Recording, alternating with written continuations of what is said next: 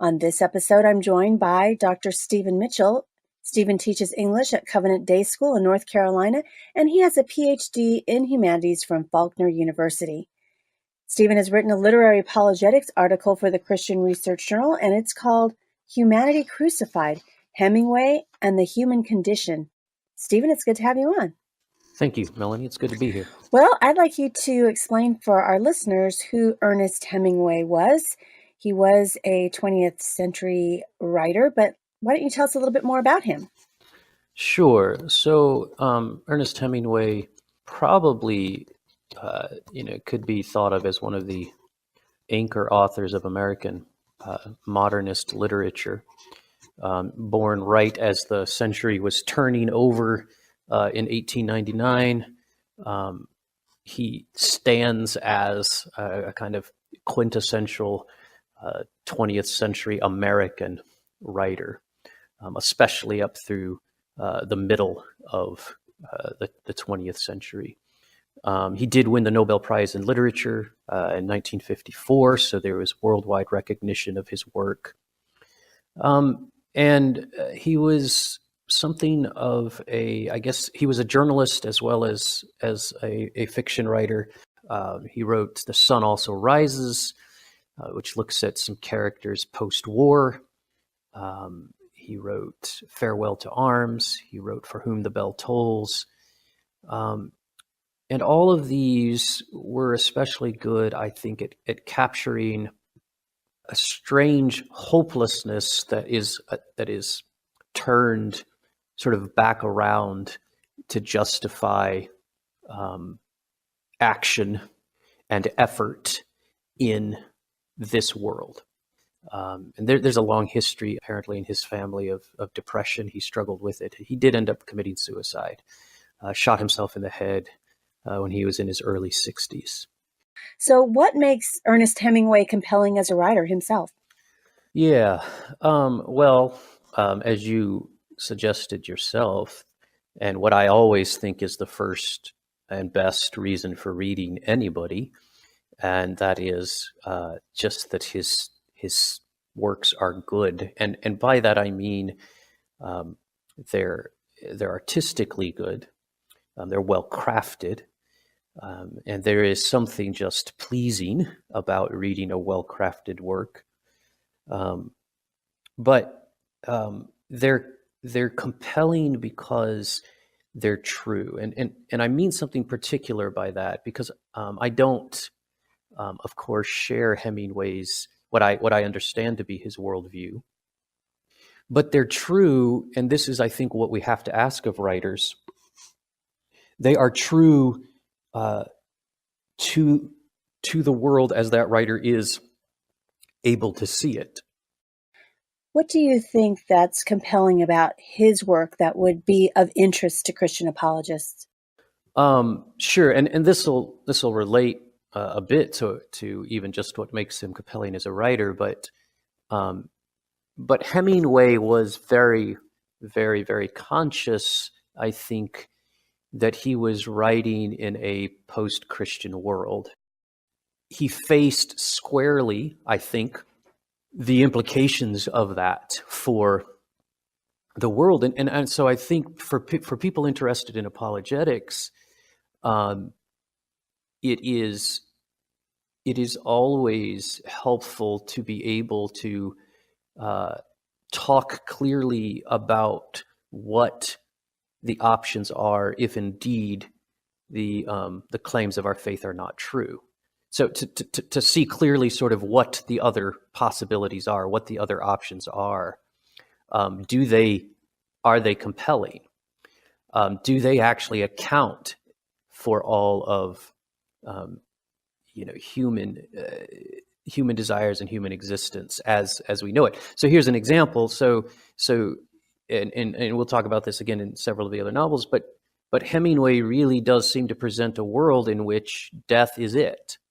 And so if that's the case, then what do we do with the fact, as Lewis seemed to be convinced of, and I think he was right, that we have this deep desire for something beyond death? And so the fact that Hemingway paints a world in which those deep desires are fundamentally frustrated, I think opens a space to talk about those desires. Are they irrational? Are they absurd? Is indeed nihilism, and I'm not specifically speaking of the Nietzschean kind, but the sense of that ultimately there will be nothing. Is that triumphant? Or is there a place into this very tragedy that Hemingway wants to delineate, this tragedy of human existence? Is there a space opened up right there for the Christian gospel to speak sort of at that moment, right? It was Auden, I think, who says in his book-length poem, For the Time Being, and he's really responding to this very sort of problem that he says, nothing can save us that is possible. We who must die demand a miracle. And he's speaking of the resurrection in that poem.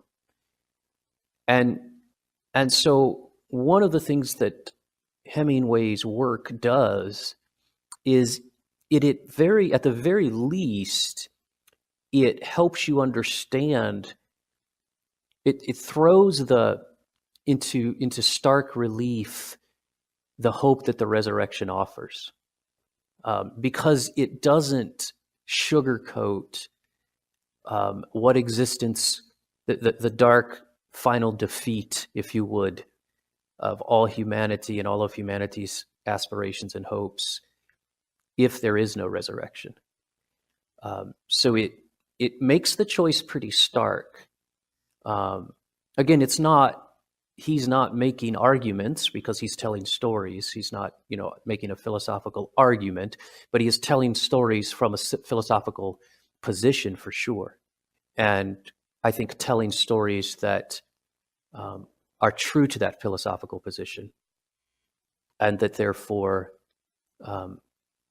allow the Christian apologist to focus the hope, the good news of the gospel, to the very human problem that it is, or one of the very human problems that it is intended to overcome, and that is the horrifying finality of death. And every human being is subject to the final collapse and the final defeat of whatever he strives for. Again, because existence is delimited by death, and that everything you strive to achieve will collapse. You are alone, and machismo then becomes a kind of, it becomes that willingness to endure. It's not necessarily an ability to win so much as it is a willingness to fight for what you value, what you think is right, what you think is good, knowing that there's no ultimate hope for its success. I'd like to talk about one of his best-known short stories, which is called A Clean, Well-Lighted Place, and you open your article with a quote from that story. And I'd like to ask you about that particular story and what it has to do with, for example, the nothingness towards which, Hemingway struggled with, probably feared, and towards which you just mentioned that human beings were moving towards that. Yeah, the profane rendering goes something like, "Our nada, who art in nada, nada be thy name." So it's, thy kingdom nada, thy will be nada. And nada is a Latinate version of nothing. Nothing. So yeah, it is one of my favorite short stories of his. I think there's something in it that is resonant, even if you believe in a resurrection, because there just is a measure of loneliness in everyone's experience, and A Clean, Well-Lighted Place picks up on that, but then presses it out to a kind of absolute and its ultimate implications. Are we ultimately, fundamentally alone?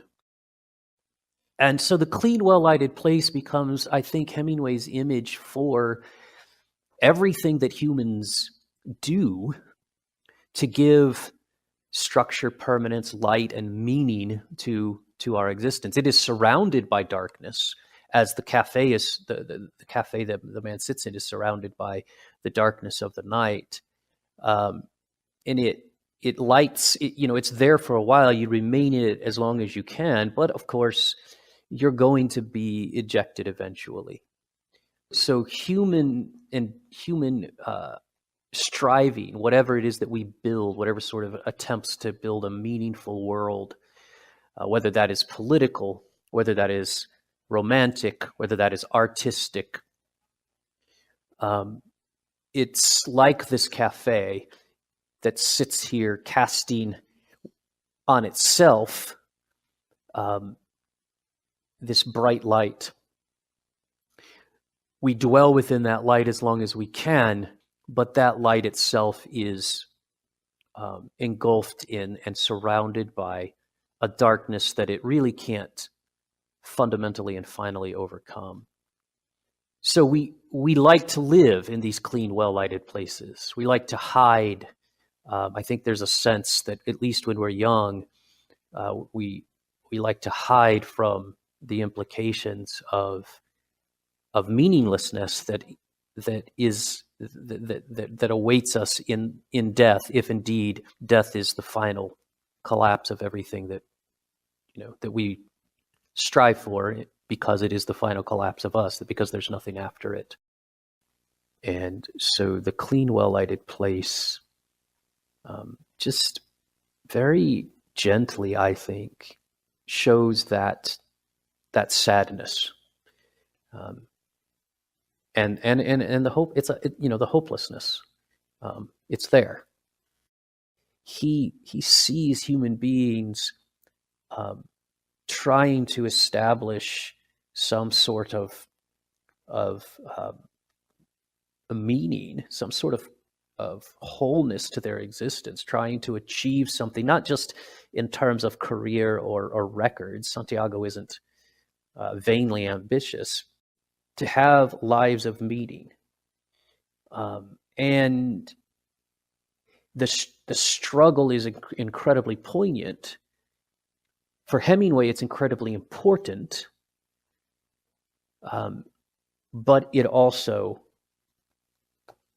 is ultimately futile. We will be defeated by this world. And then, for me as a reader, I say this precisely, right, is why the Christian hope of the resurrection speaks to me. Because, again, it speaks to this promise of a triumph over that very defeat, which for Hemingway is the final defeat.